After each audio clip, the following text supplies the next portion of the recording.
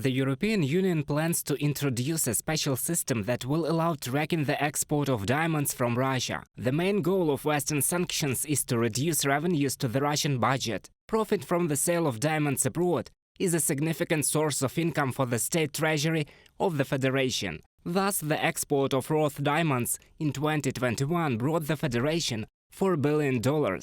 According to Belgian Prime Minister Alexander De Croo, such restrictions will have a real effect only if it is possible to ban both the export of diamonds and their remaking in third countries. It is noteworthy that Belgium is one of the largest importers of diamonds in the European Union. We want to rid Western markets of Russian diamonds. However, we will not achieve this with the current direct ban on Russian diamonds. Alexander De Croo, Prime Minister of Belgium, in an interview with Financial Times.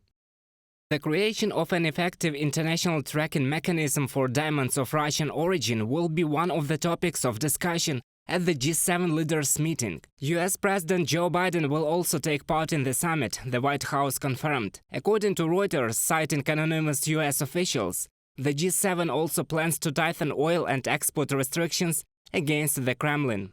This is effectively Biden's pre-election visit, and he needs positive results. I think that here he will push the G7 towards such decisions, and here we can see some positive results. According to the Washington Post, the United States and the European Union intend to more closely coordinate their actions to ban the supply of various groups of goods to Russia. Thus, a group of economists from Harvard found discrepancies in Western sanctions. This inconsistency gives Moscow the opportunity to find loopholes for the supply of sanctions goods. For example, high-end washing machines, whose export is banned by the EU but not by the US, in some cases contain microchips that could be sized for use in the Russian military industry, from an article of the Washington Post.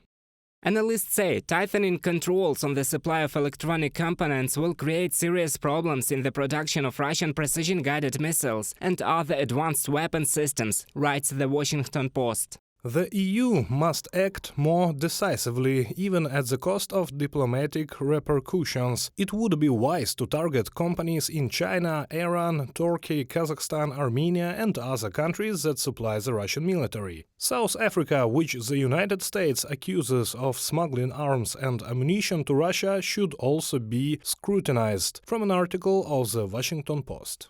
The price caps for Russian oil and restrictions on the export of diesel fuel and other petroleum products from Russia, according to analysts, have become the more effective anti-Russian sanctions to date.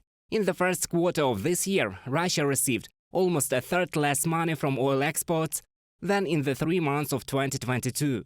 Reported by Roman Smoler, Krystyna Dąbrowska, UATV News.